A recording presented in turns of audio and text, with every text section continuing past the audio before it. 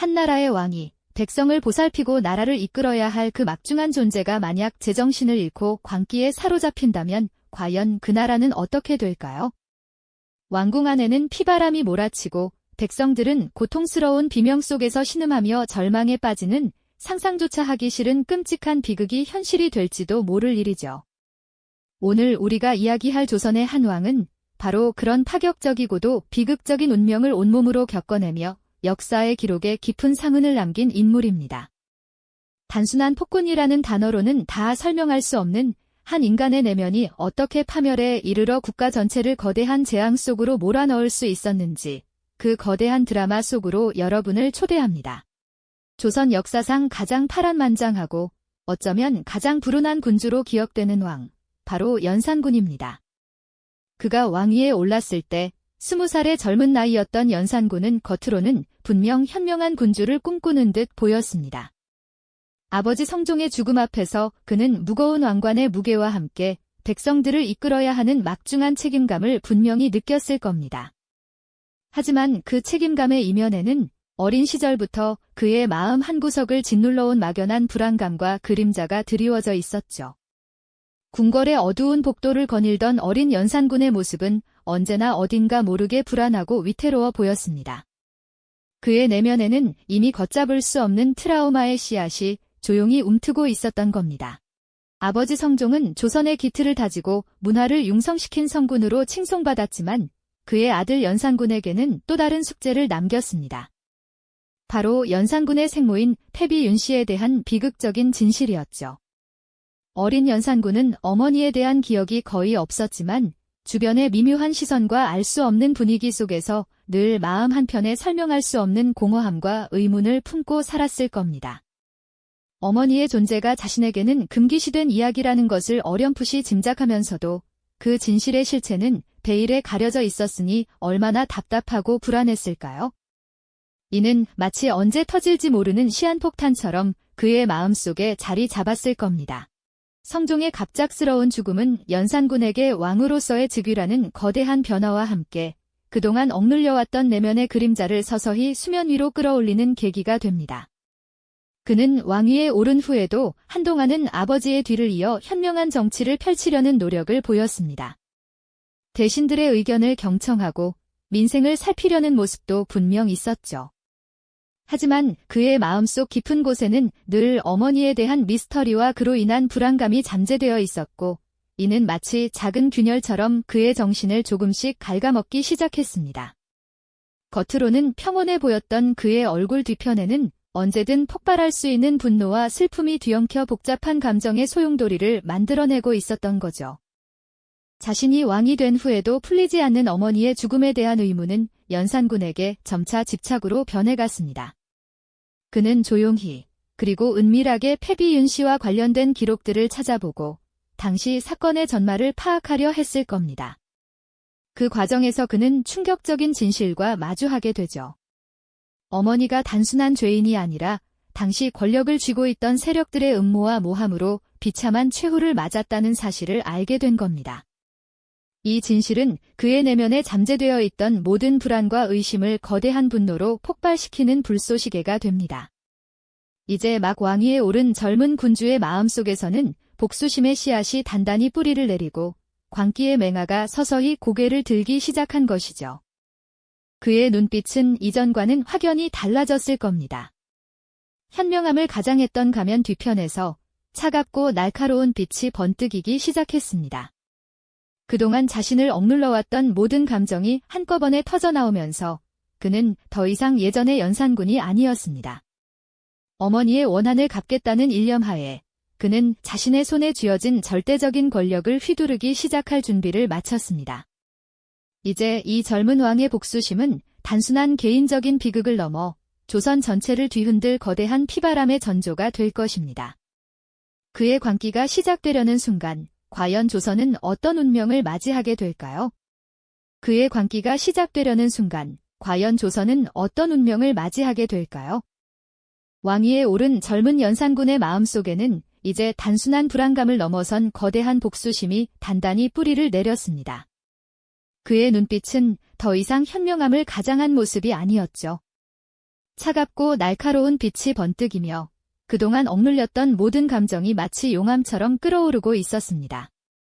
어머니의 비극적인 최후를 향한 진실을 파헤치겠다는 일념 하나로 그는 이제 자신의 손에 쥐어진 막강한 권력을 휘두르기 시작할 준비를 마친 겁니다. 이 젊은 왕의 복수심은 단순한 개인적인 비극을 넘어 조선 전체를 뒤흔들 거대한 피바람의 전조가 될 것이었습니다. 즉위 직후 연산군은 그 누구도 감히 들여다볼 수 없었던 금단의 영역, 즉 어머니 패비윤 씨의 죽음에 얽힌 비밀을 파헤치기 시작했습니다. 수많은 기록들을 밤낮 없이 뒤적이며 마치 거대한 미궁의 실마리를 찾듯 과거의 파편들을 하나하나 맞춰나갔죠. 그는 아버지 성종이 남긴 봉인된 문서들을 열어보았고 당시 사건에 연루되었던 인물들의 증언을 은밀히 재조사하며 진실의 심연으로 깊이 파고들었습니다. 그리고 그 과정에서 그는 차마 믿기 힘든 충격적인 진실과 마주하게 됩니다. 어머니가 단순히 죄를 지어 비참한 최후를 맞이한 것이 아니라 당시 권력을 쥐고 있던 훈구 대신들의 치밀한 음모와 모함으로 희생되었다는 잔혹한 현실을 알게 된 겁니다. 이 끔찍한 진실은 그의 내면에 잠재되어 있던 모든 불안과 의심을 걷잡을 수 없는 분노로 폭발시키는 불쏘시개가 되었습니다. 마치 오랜 시간 억눌렸던 거대한 둑이 터져버린 듯 그의 마음속에서 복수심의 씨앗은 걷잡을 수 없이 자라나기 시작했고 광기의 맹아가 서서히 고개를 들었습니다. 그의 눈빛은 이미 이전과는 확연히 달라져 있었습니다. 왕관의 무게를 지탱하던 현명함의 가면 뒤편으로 이제는 냉혹하고 집요한 칼날 같은 빛이 번뜩이기 시작한 것이죠. 그는 더 이상 예전의 온화한 연산군이 아니었습니다. 어머니의 원한을 갚겠다는 일념 하나로 자신의 손에 쥐어진 절대적인 권력을 망설임 없이 휘두르기 시작할 준비를 마쳤습니다. 왕의 이러한 변화는 조정 대신들에게도 곧 감지되었습니다. 연산군은 즉위 초부터 어머니 패비윤 씨의 복수를 위한 치밀한 계획을 세우기 시작했습니다. 그는 먼저 패비윤 씨의 패출과 사사에 관련된 인물들을 은밀히 조사하도록 지시했죠. 당시 사건에 연루되었던 대신들은 물론 관련 기록들을 다시 들춰보며 미세한 틈이라도 찾으려 애썼습니다. 왕의 집무실은 온통 관련 문서들로 가득 찼고 밤늦도록 불이 꺼지지 않는 날이 많아졌습니다. 대신들은 왕의 이러한 행보의 불안감을 감추지 못했습니다. 왕의 눈빛은 점차 냉혹해졌고 사소한 실수에도 불같이 화를 내는 일이 잦아졌죠. 신하들은 왕의 이러한 미묘한 변화를 감지하고 서로 눈치를 보며 수군거리기 시작했습니다. 특히 과거 김종직의 조의제문으로 인해 수많은 사림들이 화를 입었던 무오사화에 연루되었던 인물들에 대한 재조사 지시가 내려지면서 조정에는 마치 살얼음판을 걷는 듯한 팽팽한 긴장감이 감돌기 시작했습니다. 이는 왕의 통치 방식이 변화하고 있음을 알리는 불길한 신호탄이었죠. 연산군은 복수심을 더 이상 숨기지 않았습니다. 그는 자신의 절대적인 권력을 이용해 어머니의 죽음에 책임이 있다고 판단되는 모든 이들을 색출하고 제거하려 들었습니다. 심지어 패비윤 씨의 복권에 반대하거나 자신의 뜻에 조금이라도 거스르는 자들은 가차없이 숙청의 칼날을 들이댔습니다. 처음에는 조심스럽게 시작되었던 숙청 작업은 시간이 지날수록 점차 대담하고 잔인한 양상으로 변해갔습니다. 궁궐의 밤은 점차 어둠에 잠식되어 가는 듯 했습니다. 밤이 깊어질수록 왕의 집무실에서는 알 수 없는 서류 뭉치들이 오고 갔고 누군가는 밤새 끌려가 혹독한 취조를 당하는 일이 빈번해졌습니다.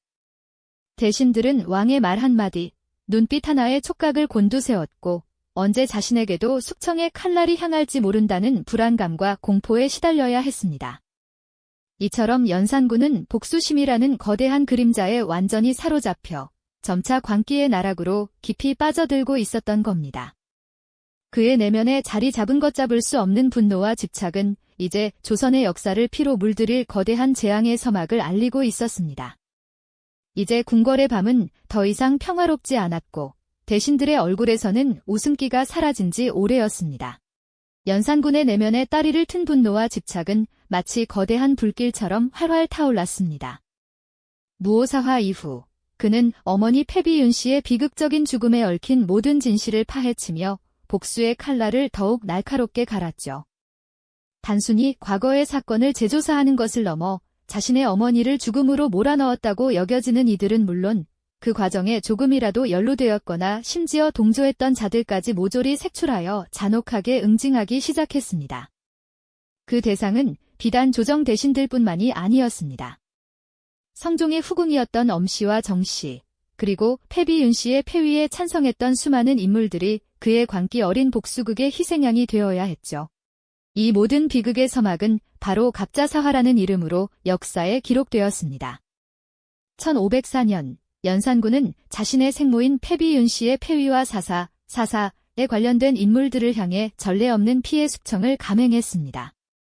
이 사건은 단순히 정치적 반대 세력을 제거하는 차원을 넘어선 지극히 개인적인 복수심에서 비롯된 광기 어린 대학살에 가까웠습니다.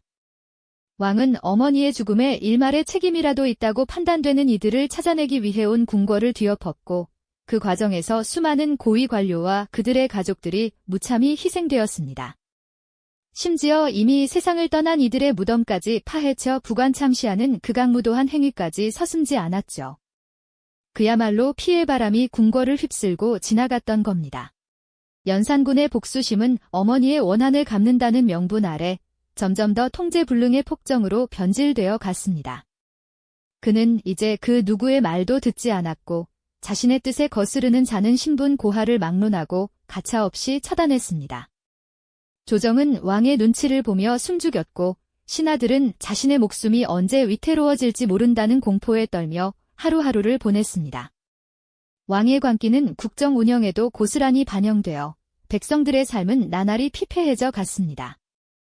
그는 사치와 향락에 탐닉하며 국고를 탕진했고 백성들의 고통에는 눈길조차 주지 않았습니다. 궁궐 안에서는 흥청망청 잔치가 벌어졌지만 궁궐 밖 백성들의 삶은 고통의 신음으로 가득했습니다. 연산군은 왕실 재정 보충 명목으로 백성들에게 과도한 세금을 거두었고 심지어는 토지까지 강제로 빼앗아 자신의 유흥 공간을 확장하는 데 사용했습니다. 그의 명령 하나에 수많은 백성이 삶의 터전을 잃었고 굶주림과 질병으로 고통받았습니다. 한나라의 왕이 백성을 보살피는 대신 오직 자신의 쾌락만을 좇는 모습은 그야말로 충격적인 광경이었죠. 민심은 바닥으로 떨어졌고 왕권에 대한 대신들의 절망감은 극에 달했습니다. 이제 더 이상 왕에게서 현명한 통치를 기대할 수 없다는 비참한 현실이 모두를 짓눌렀습니다. 궁궐은 연산군의 사치와 향락을 위한 거대한 유흥의 장으로 변모했습니다. 전국에서 아름다운 여인들을 강제로 불러들여 흥청이라 불렀고 이들과 함께 밤낮으로 술과 가물을 즐겼습니다. 백성들의 피땀으로 지어진 호화로운 연회장은 왕의 광기를 더욱 부추기는 무대가 되었죠. 그는 이런 향락 속에서 잠시나마 자신의 내면을 잠식한 불안과 복수심을 잊으려 했는지도 모릅니다. 하지만 그럴수록 그의 마음속 깊은 곳에는 더욱 커다란 공허와 어둠이 자리 잡았을 겁니다. 겉으로 드러나는 화려함 뒤에는 결코 채워지지 않는 내면의 갈증과 불안이 도사리고 있었던 것이죠. 왕의 무자비한 폭정은 이제 돌이킬 수 없는 파국의 길로 조선을 이끌고 있었습니다. 갑자사화 이후 연산군은 자신에게 조금이라도 거슬리는 말을 하는 자는 그 누구라도 용서하지 않았습니다. 언로가 막히고 바른 말을 하는 신하는 사라졌습니다. 오직 왕의 비위를 맞추는 자들만이 살아남을 수 있었죠. 이러한 상황 속에서 백성들의 원성은 하늘을 찔렀고 조정 대신들의 마음속에는 깊은 절망감과 함께 변화를 향한 간절한 열망이 싹트기 시작했습니다. 왕의 광기는 이제 조선 전체를 집어삼키는 거대한 재앙이 되어버렸고 그 끝이 어디일지 아무도 예측할 수 없었습니다. 이처럼 연산군은 스스로 파멸의 길을 걷고 있었으며 그가 뿌린 피의 씨앗은 결국 비극의 열매를 맺게 될 것이었죠. 그가 뿌린 피의 씨앗은 결국 비극의 열매를 맺게 될 것이었죠. 이제 더 이상 연산군의 광기를 지켜만 볼 수 없었던 신하들은 깊은 고뇌에 빠졌습니다. 폭정 아래서 신음하는 백성들의 절규는 물론 자신들의 목숨마저 위태로운 상황에 직면하자 침묵은 더 이상 미덕이 될 수 없었죠. 그들의 마음속에는 왕의 폭주를 막아야 한다는 비장한 결의가 싹트기 시작했습니다.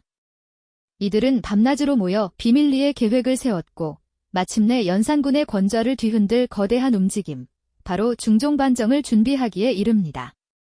백성들의 희망이 사라진 암흑 속에서 한 줄기 빛을 찾아 나선 용기 있는 자들의 결단이었죠. 1506년 마침내 역사의 수레바퀴는 격렬하게 굴러가기 시작합니다. 성희안, 박원종, 유순정 같은 핵심 인물들을 필두로 한 반정군은 어둠이 깔린 새벽, 비밀스럽게 궁궐을 향해 진격했습니다. 그들의 발걸음 하나하나에는 지친 백성들의 염원과 무너져가는 나라를 바로 세우겠다는 굳은 의지가 담겨 있었죠. 긴장감 넘치는 침묵 속에서 궁궐의 문이 열리고 반정군이 물밀듯이 들이닥치는 순간 연산군의 폭정은 마침내 그 종말을 고하게 됩니다. 역사의 흐름을 뒤바꿀 결정적인 순간이었죠. 왕의 자리에 앉아 온갖 향락과 폭정을 일삼던 연산군은 갑작스러운 반정 소식에 망연자실할 수밖에 없었습니다. 한때 절대적인 권력을 휘두르며 조선을 공포에 떨게 했던 그의 모습은 온데간데 없이 사라지고 초라하고 공허한 한 인간만이 남았을 뿐이죠. 그는 왕위에서 폐위되어 강화도로 유배를 떠나게 됩니다. 화려했던 궁궐을 등지고 낯선 유배지로 향하는 그의 뒷모습은 권력의 덧없음과 인간의 허무함을 여실히 보여주는 듯 했습니다. 폭군으로 군림했던 그가 맞이한 비참한 최후는 역사가 기록한 가장 극적인 몰락 중 하나로 기억될 것입니다. 연산군이 남긴 역사적 상흔은 참으로 깊고 아팠습니다. 그의 광기 어린 폭정은 수많은 무고한 생명을 앗아갔고 조선 사회 전체에 깊은 트라우마를 남겼습니다. 그러나 동시에 그의 몰락은 권력의 오용이 어떤 결과를 초래하는지, 그리고 백성을 외면한 통치가 얼마나 위험한지를 분명하게 보여주는 강력한 경고가 되었죠.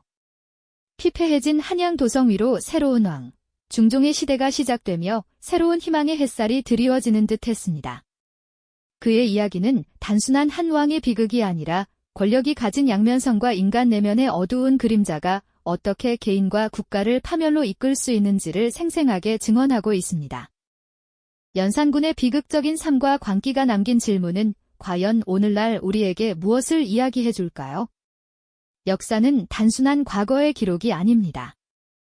권력의 오용과 인간 내면의 어두운 그림자가 어떻게 개인과 사회에 치명적인 결과를 초래할 수 있는지에 대한 강력한 경고이자 현재에도 유효한 교훈을 전달하는 살아있는 지혜와 같다고 할 수 있습니다. 폐허가 된 듯한 역사의 현장 위로 새로운 시대의 태양이 떠오르듯이 우리는 과거의 아픔 속에서도 미래를 향해 나아가야 할 인류의 숙명을 다시금 깨닫게 됩니다. 그의 이야기는 우리에게 끊임없이 묻고 있는 것이죠. 과연 진정한 리더십이란 무엇인가, 그리고 우리는 어떤 역사를 만들어가야 하는가 하고 말입니다. 이 영상이 도움이 되셨다면 좋아요와 구독 부탁드립니다. 여러분의 응원이 제게 큰 힘이 됩니다. 다음 영상에서도 더 유용한 정보를 공유하겠습니다. 감사합니다.